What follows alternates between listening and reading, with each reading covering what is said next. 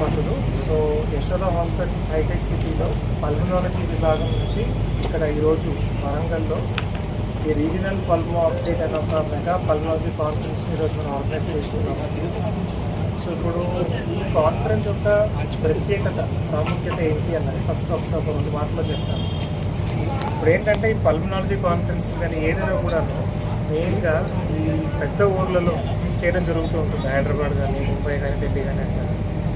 So ఈసారి నుంచి ఏంటంటే మన తెలంగాణలో ఫస్ట్ టైం ఇంకా అందరినీ వరంగల్ డాక్టర్స్ అందరినీ హైదరాబాద్కి అనేది ప్రతిసారి మనం పిలవడం కంటే ఇప్పుడు మనమే టెక్నాలజీని మీ దగ్గర తీసుకున్నాం. సో హైదరాబాద్ నుంచి అన్ని స్టేట్స్ నుంచి కూడా ఒక 10-12 మంది ఎక్స్పర్ట్స్ ఈ డిపార్ట్మెంట్ నుంచి అందరూ వరంగల్కి వస్తున్నారు. సో వరంగల్కి వచ్చి ఇక్కడ వరంగల్లో ఉన్నటువంటి పల్మనాలజిస్ట్ కానీ, ఫిజిషియన్స్ కానీ, critical care doctors, anaesthesia doctors అందరికీ కూడా మనం మన లంగ్స్ సంబంధించిన ఈ జబ్బుల గురించి అవగాహన, లేటెస్ట్ అడ్వాన్సెస్ గురించి చెప్పడం అనేది ఏదో జరుగుతుంది.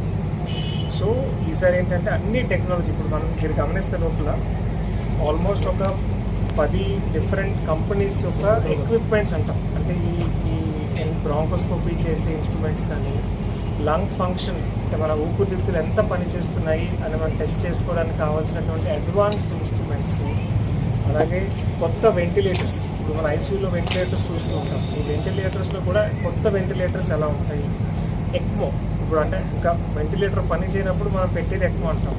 అలానే ఎక్మో కూడా ఎలాగ సెటప్ చేయాలి, ఇవన్నీ కూడా మనం హైదరాబాద్ నుంచి ఇక్కడ వరంగల్లో తీసుకుని వచ్చి ఇక్కడ డాక్టర్స్కి మనం హ్యాండ్స్ ఆన్ ట్రైనింగ్ కూడా మనం ఈరోజు చేస్తున్నాం.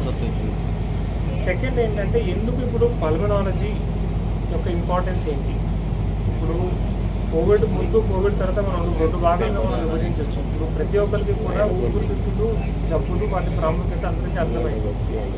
ప్రతి సంవత్సరం కూడా మనకు లంగ్స్ సంబంధించిన జబ్బులు పెరుగుతూనే ఉన్నాయి.